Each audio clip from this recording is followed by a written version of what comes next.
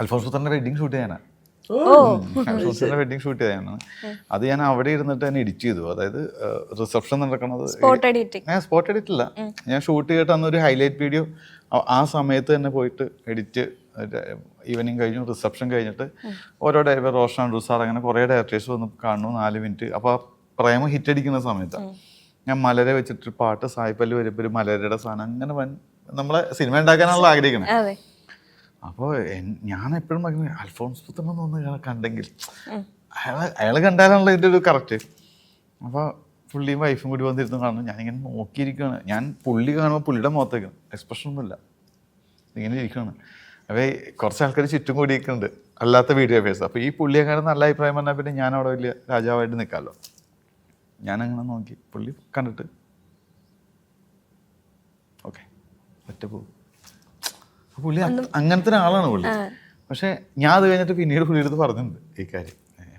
പുള്ളി ഇപ്പോൾ ഈ പടത്തിൻ്റെ എഡിറ്റിലൊക്കെ കുറച്ച് എനിക്ക് ചില സജഷൻസ് ഒക്കെ തന്നു.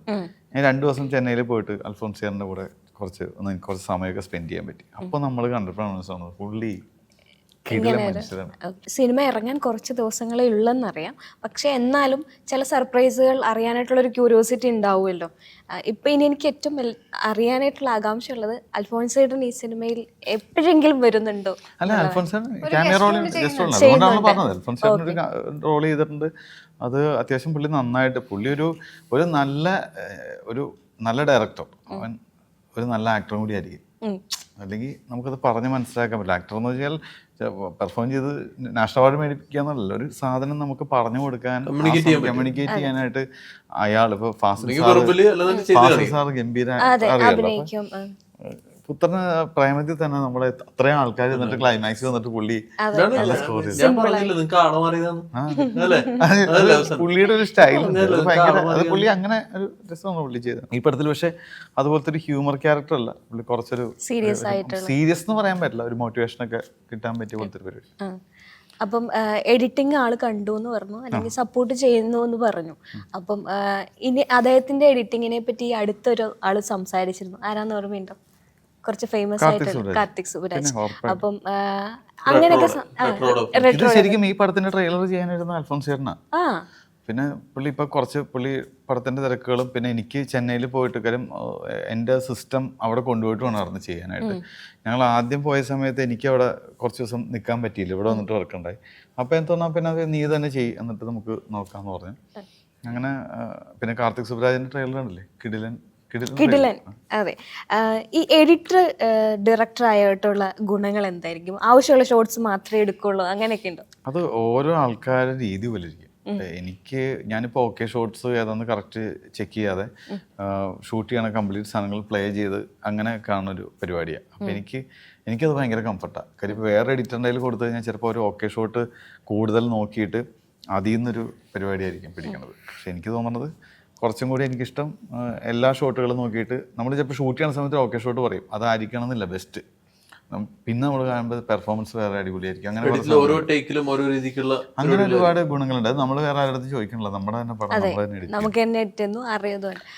ചേട്ടാ, എനിക്ക് ഈ അടുത്തിടയ്ക്ക് ചേട്ടൻ്റെ സിനിമകളിൽ ഏറ്റവും എല്ലാം ഇഷ്ടമാണ്, എങ്കിലും ഏറ്റവും ഇഷ്ടം തോന്നിയത് ഒരു പഴഞ്ചൻ പ്രേമം എന്ന് പറഞ്ഞ പ്രണയം എന്നുള്ളതാണ്. ഒരുപാട് ഇഷ്ടമായി.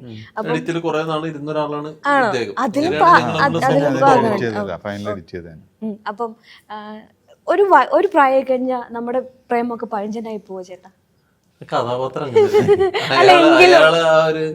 ഒരു പറമ്പിനകത്തല്ല തന്നെ മലയാള അധ്യാപകനായിട്ട് ജീവിക്കുന്ന അയാളും അയാളുടെ അച്ഛനും ആ ലോകവും മാത്രമേ അയാൾക്ക് അറിയുള്ളൂ. അപ്പൊ അയാളുടെ പ്രണയം പഴഞ്ചനായി അയാളെ മറ്റേ ജനറേഷൻ മാറി അയാൾ അറിഞ്ഞില്ല. അപ്പൊ അങ്ങനത്തെ അതാ കഥാപാത്രത്തിന്റെ പ്രണയം പഴഞ്ചനാണ്, അയാൾക്ക് അങ്ങനെ അപ്രോച്ച് ചെയ്യാൻ അറിയുള്ളൂ. അപ്പൊ റിയൽ ലൈഫിൽ റോണി ചേട്ടന്റെ പ്രണയം പഴഞ്ചനാണോ പുതിയതാണോ? വളരെ പുതിയതാണ്, ഭയങ്കര അപ്ഡേറ്റഡ് ആണ്. എല്ലാ ദിവസവും ഞാനൊരു ക്വസ്റ്റ്യൻ ചോദിക്കാം സാരിങ്കിട്. ഞാനതിങ്ങനെ അല്ലെങ്കിൽ പിന്നെ സാരിങ് ഇങ്ങനെ കുറച്ച് നേരമായിട്ട് ഞങ്ങൾക്ക് മാറാലോ? ആണോ, മാറാൻ പോകണം? അങ്ങനെ പറ്റില്ല. സാരിങ് ഈ സിനിമയിലേക്ക് വരുമ്പോ എന്താ എക്സ്പെക്ട് ചെയ്തേന്നോ? അതായത് ഒരു നായിക ഒരു ക്യാരക്ടർ റോൾ ചെയ്യാൻ വേണ്ടി വന്നു. പെട്ടെന്ന് പറയണം, നമ്മുടെ നായികയുടെ ഒരു ക്യാരക്ടറാണ്. കറക്റ്റ് കഥ അറിയത്തില്ല. ഫസ്റ്റ് ഡേ എനിക്ക് തോന്നുന്നുണ്ട് മൂവാറ്റുപുഴയിൽ വെച്ചിട്ടാണ്, അവിടെ അടുക്കളയിൽ വെച്ചിട്ടുള്ള സീക്വൻസാണ് ഷൂട്ട് ചെയ്യണത്. അപ്പോൾ എന്താണ് ഫസ്റ്റ് ഷോട്ട് എടുക്കുന്ന സമയത്ത് തോന്നിയത്, എങ്ങനെയായിരിക്കും എൻ്റെ ക്യാരക്ടറിനെ മുന്നോട്ട് കൊണ്ടുപോകുന്നത്, എന്താണ് ഫസ്റ്റ് മൂവിയാണല്ലോ, ഒരുപാട് അതിന് മുന്നേ അഭിനയിച്ചിട്ടുള്ള സാധനങ്ങളൊന്നുമില്ല, ഒരുപാട് ഷോർട്ട് ഫിലിംസ് ചെയ്തിട്ടില്ല, അങ്ങനെയൊന്നുമില്ല. എന്താണ് ആ സമയത്തൊരു എന്തായിരുന്നു ഒരു ഫീലിങ്സ്? സത്യം പറഞ്ഞാൽ അത് എങ്ങനെ പറയൂന്ന് എനിക്കറിയില്ല. ആ സമയത്ത് ഞാൻ അവിടെ വരുമ്പോൾ, അതായത് പെർഫോം ചെയ്യുന്നതിനൊക്കെ മുന്നേ അന്നത്തെ ദിവസം വരുമ്പോൾ ലൈക്ക് ചെയ്യണം, നല്ലപോലെ ചെയ്യണം, അതായത് ഡയറക്ടറിൻ്റെ മൈൻഡിലുള്ള അതേപോലെ തന്നെ ഡെലിവർ ചെയ്യാൻ പറ്റണം, അങ്ങനെയൊക്കെ ഭയങ്കര ഫോക്കസ്ഡ് ആയിട്ട് നിൽക്കണം എന്നൊക്കെ പറഞ്ഞാൽ വന്നേ. പക്ഷെ അവിടെ വന്നപ്പോൾ ഇത്രയും പേര് നോക്കുന്നു അല്ലെങ്കിൽ ഒരു കോൺഷ്യസ്നെസ് ഒന്നും എനിക്ക് ഫീൽ ചെയ്തില്ല. അതെന്തുകൊണ്ടാണെന്ന് എനിക്കറിയില്ല. എനിക്ക് ആ നെർവസ്നെസ് ഇല്ലായിരുന്നു ഒരിക്കലും. അത് ഫീൽ ചെയ്യില്ല. കാരണം വെച്ചാൽ നിങ്ങൾ അത്രയും ഡാൻസ് വീഡിയോസ് ചെയ്യുന്നുണ്ടെങ്കിൽ ഓൾവേസ് ഫേസിങ് ക്യാമറ കോൺസ്റ്റന്റ്, അതാണ് അതിന് കാരണം. അതെ, പിന്നെ ചേട്ടൻ അത് പറഞ്ഞു തന്നു. പിന്നെ അതിന്റെ ആ ഒരു എനിക്ക് പേഴ്സണലി ഉള്ളതെന്ന് പറഞ്ഞാൽ, ഒരു ഇതിലോട്ട് കയറി കഴിഞ്ഞാൽ പിന്നെ ഞാൻ എൻ്റെ ചുറ്റുമുള്ളതൊന്നും ഞാൻ ശ്രദ്ധിക്കാറില്ല, അതിലങ്ങ് ആയിപ്പോവും. എന്ത് സാരംഗിയുടെ ക്വസ്റ്റ്യൻ ചോദിക്കാൻ കാര്യം, സാരംഗി അഭിനയിച്ച് തുടങ്ങിയിട്ട് എനിക്ക് തോന്നണ എല്ലാവർക്കും ഭയങ്കര ആഗ്രഹമാണ് സിനിമ. അത് സാരംഗിക്ക് ഓരോ ദിവസവും നമ്മുടെ ലൊക്കേഷൻ വരുമ്പോൾ എക്സൈറ്റ്മെന്റ് ഉണ്ടാവും, നമ്മളൊരു സാധനം, അത് ഭയങ്കര സന്തോഷമുള്ള കാര്യം. എന്ന് വെച്ചാൽ ഇപ്പം രഞ്ജിത്ത് അതുപോലെയാണ്. രഞ്ജിത്ത് നമ്മുടെ രഞ്ജിത്ത് രാവിലെ സെറ്റിൽ വന്നു കഴിഞ്ഞാൽ നമ്മൾ തലേദിവസം സ്ക്രിപ്റ്റ് എടുത്ത് പഠിച്ച് പുള്ളി വന്നിട്ട് ബ്രോ നമ്മളെപ്പോഴാണ് തുടങ്ങണേന്ന് വെച്ചാൽ, അപ്പോൾ നമുക്ക് ഒരു ഡയറക്ടറിന് കിട്ടുന്ന ഏറ്റവും വലിയ സന്തോഷം, അവരിങ്ങനെ റെഡി ആയിട്ട് ഇരിക്കുകയാണ് ഒരു പരിപാടി ചെയ്യാൻ. അപ്പൊ നമുക്ക് സിനിമ ചേട്ടാ ക്യാമറ വയ്ക്കുന്നത് റോണി ബൈക്ക് അറിയാലോ, ഇവര് റോണി ബൈക്ക് വന്നിട്ട് ഭയങ്കര കംഫർട്ടാണ് നമുക്ക്. അതങ്ങനെ എല്ലാ സെറ്റിലും കിട്ടത്തില്ല, ഒരു ഭാഗ്യമാണ്. അപ്പോൾ രഞ്ജിത്ത് അതിലെ ഹീറോയാണ്. അപ്പൊ രഞ്ജിത്തിന് ആ ഒരു ഇതുണ്ടാവും. സാരിക്ക് പെട്ടെന്നാണ് ഹീറോയിനായിട്ട് മാറിയത്. ആദ്യത്തെ ദിവസമൊക്കെ ഈ പറഞ്ഞ എക്സൈറ്റ്മെന്റ് ചെയ്യാൻ ഭയങ്കരമായിട്ടൊന്നും കണ്ടിട്ടില്ല, അതാ ഞാൻ ചോദിച്ചത് എന്താ. പക്ഷെ പിന്നീട് ഷൂട്ട് ഓരോ ദിവസം കഴിയുമ്പോഴും വന്നിട്ട് നമ്മളിത് നരേറ്റ് ചെയ്യുമ്പോൾ സാരംഗിയുടെ മാത്രമല്ല, ഇവരൊരു ഗ്യാങ് ആയിട്ടാണ് പല സീക്വൻസ്. രഞ്ജിത്തുണ്ട്, സാരംഗിയുണ്ട്, അല്ലെങ്കിൽ വേറെ ആൾക്കാരുണ്ട്. പക്ഷെ രഞ്ജിത്ത് ഓഫ് കോഴ്സ് രഞ്ജിത്തിൻ്റെ ക്യാരക്ടർ സാധനം പറയണമെങ്കിൽ നമ്മുടെ കണ്ണിൻ്റെ അവിടെ വന്നിരിക്കും, പറയുന്നതാണ്. ഇവരുടെ അടുത്ത് പറയുമ്പോഴത്തേക്കും സാരംഗിയൊക്കെ മുഖത്ത് ഈ കണ്ണിന്ന് വെച്ചിട്ട് തിളക്കുന്നുണ്ട്. അപ്പോൾ അത് ഞാൻ ചോദിച്ചു. അപ്പോൾ അത് ചെയ്യാനും അറിയാനും ഒക്കെ ഒരു ആഗ്രഹമുണ്ട്. അപ്പം അങ്ങനെയുള്ള ഒരാൾ ഫസ്റ്റ് ഡേ വന്നപ്പോൾ എന്തായിരിക്കും പുള്ളിയുടെ ഒരു ഫസ്റ്റ് ഡേ ഞാൻ കുറച്ചുകൂടെ സാധനം അത് ചെയ്യണം അങ്ങനെ ഒരു ഇതായിരുന്നു. പിന്നീട് കുറച്ചുകൂടെ ക്രൂ ആയിട്ട് കംഫർട്ടബിൾ ആയപ്പോൾ കുറച്ചുകൂടെ ചിരിച്ച് കളിച്ച് ആ ഒരു ഇപ്പൊ ഈ എനർജി ആണെങ്കിലും ഒക്കെ പിന്നെ അത് എക്സ്പ്രസ് ചെയ്യാൻ കുറച്ചുകൂടി ഒരു സ്പേസ് കിട്ടിയ പോലെയാണ്. ശരിക്കും ആക്ടർ ആകുക എന്നത് തന്നെയായിരുന്നു ലക്ഷ്യം. ഡാൻസ് ചെയ്യുമെങ്കിലും ആക്ടർ ആകുവാൻ തന്നെയായിരുന്നു ലക്ഷ്യം. ആക്ട്രസ് ആവണം എന്ന് തന്നെയായിരുന്നു. ഡാൻസ് എൻ്റെ ഒരു പാർട്ടാണ്, അത് എൻ്റെ പാഷനാണ്. പക്ഷെ പ്രൊഫഷണലി എനിക്കൊരു ആക്ട്രസ് ആവണം എന്നാണ്. ഡാൻസർ ആയതുകൊണ്ട് ഒരുപാട് ഹെൽപ്പ് ചെയ്തിട്ടുണ്ട്. അതെ അതെ അതെ. ഇപ്പൊ എനിക്ക് തോന്നുന്നു നമുക്ക് മലയാളത്തിൽ കുറെ പഴയ നടികളെല്ലാം ഡാൻസിലൂടെ തന്നെയാണ് വന്നിരിക്കുന്നത്. മഞ്ചേച്ചിയൊക്കെ ആണെങ്കിലും, ശോഭനേച്ചി, മഞ്ചേച്ചി, നവ്യേച്ചി, അവരെല്ലാവരും ഡാൻസിലൂടെ തന്നെ, കാവ്യ, എല്ലാവരും ഡാൻസിലൂടെ തന്നെയാണ് വന്നിട്ടുള്ളത്. അപ്പം ഇപ്പോൾ പുതുമുഖമാവുമ്പോഴത്തേക്കും കുറേ ക്വസ്റ്റ്യൻസ് വരും. സിനിമയോ ചെയ്താൽ ശരിയാവോ, പിന്നെ ഇപ്പോഴത്തെ ഒരു സിറ്റുവേഷൻസ് അറിയാമല്ലോ, അപ്പോൾ സിനിമയിലേക്കോ എന്നുള്ള ബന്ധുക്കളുടെയും നാട്ടുകാരുടെയും ഫ്രണ്ട്സിൻ്റെ ഒക്കെ ക്വസ്റ്റ്യൻസ് ഉണ്ടാവും. അങ്ങനെയുള്ള ക്വസ്റ്റ്യൻസിനെ എങ്ങനെയാണ് ഫേസ് ചെയ്തത്? അങ്ങനത്തെ ക്വസ്റ്റ്യൻസ് എന്നിൽ നിന്ന് എത്താതെ എൻ്റെ ഫാമിലി എപ്പോഴും എന്നെ ഷീൽഡ് ചെയ്തിട്ടുണ്ട്. അതാണ് എൻ്റെ ഏറ്റവും വലിയ ബ്ലെസ്സിങ്. എനിക്ക് ഞാൻ ആൻസറബിൾ ആയിട്ട് ഞാൻ കരുതുന്ന വളരെ കുറച്ച് പേരേ ഉള്ളൂ. എൻ്റെ വളരെ ക്ലോസ് ഫ്രണ്ട്സും എൻ്റെ ഫാമിലി, ആ കോർ മെമ്പേഴ്സ്. അപ്പോൾ അവരൊരിക്കലും എൻ്റെ അടുത്ത് അങ്ങനെ ചോദിച്ചിട്ടില്ല. കാരണം ഓക്കെ, സിനിമ ഫീൽഡ് പലരും പറയുന്ന കഥകൾ നമ്മൾ കേട്ടിട്ടുണ്ട്, പക്ഷെ എന്നിൽ അവർക്കൊരു വിശ്വാസമുണ്ട്. അതേപോലെ അവർ എന്നെ അത്രയും പ്രൊട്ടക്റ്റ് ചെയ്താണ്. ഇപ്പം സിനിമ സെറ്റിലാണെങ്കിലും എല്ലാവർക്കും അറിയാം, എൻ്റെ അമ്മ ഫുൾ ടൈം എൻ്റെ കൂടെ ഉണ്ടായിരുന്നു. ഫുൾ ഷൂട്ടിങ്ങിനായിരിക്കട്ടെ അത് കഴിഞ്ഞൊക്കെ അമ്മ കൂടെ ഫുൾ ടൈം ഉണ്ടായിരുന്നു. അപ്പൊ അതുകൊണ്ട് അമ്മയും ഈ സിനിമയുടെ ഒരു ഭയങ്കര ഭാഗമാണ്. ഫസ്റ്റ് ഷോട്ട് സാരിങ്ങനെ എടുക്കുമ്പോ അമ്മയും ഞാനും അമ്മയും ആ ഫ്രെയിമിലുണ്ട്.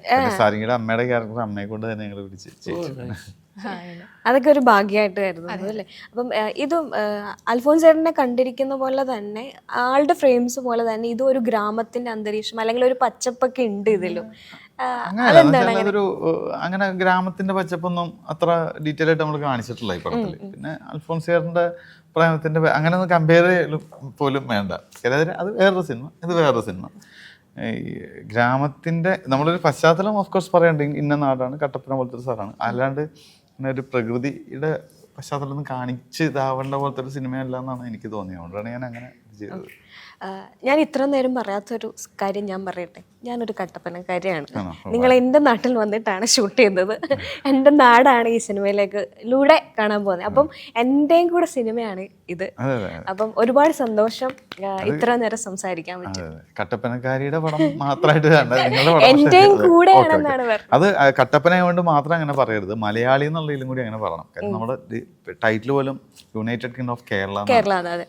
കേരള എന്ന് പറഞ്ഞാൽ അറിയില്ല മലയാളി. പക്ഷെ ഇത് ഈ പറഞ്ഞ നമ്മുടെ രാജ്യത്തിൽ നടക്കുന്ന ഒരു ഇഷ്യൂസ് തന്നെയാണ് പറയണത്. പക്ഷെ നമ്മൾ ഏതൊരു നാട്ടുകാരനും എന്റെ നാട് അല്ല, എൻ്റെ ഒരു ഫീൽ ഉണ്ടല്ലോ. അപ്പം ഈ ഷൂട്ടിംഗ് നടക്കുന്ന സമയത്ത് ഷൂട്ട് നടക്കുന്നുണ്ടെന്നൊക്കെയുള്ള അതെ, അങ്ങനെ ഒരു അതുമല്ല കട്ടപ്പനയിൽ ഐശ്വര്യമുള്ള പടമല്ലേ മഹേഷ് പ്രതികാരം അതെ കട്ടപ്പന ഷൂട്ട് ചെയ്യുന്നുണ്ട്. ഒത്തിരി സിനിമകൾ ഇപ്പൊ കട്ടപ്പന ചെയ്യാൻ പറ്റില്ല, കുറച്ച് സീക്വൻസ് അവിടെ അങ്ങനെ അതങ്ങനെ ഉണ്ടാക്കി എടുക്കുക. അപ്പൊ ആ ഒരു സന്തോഷം കൂടെ ഞാൻ ഈ കൂടത്തിൽ പങ്കുവെക്കും. 15 മിനിറ്റ് എന്നുള്ളത് കുറച്ച് നീണ്ടുപോയി. എഡിറ്റർ അവിടെയും പ്രവർത്തിച്ചു എന്നുള്ളതാണ്. Ultra modern kitchen devices. ഒരു കിച്ചണിൽ വേണ്ട എല്ലാ ലേറ്റസ്റ്റ് ബ്രാൻഡുകളും ഇവിടെയുണ്ട്. ലോകോത്തര ബ്രാൻഡുകൾ, original products, wide range. MyG future.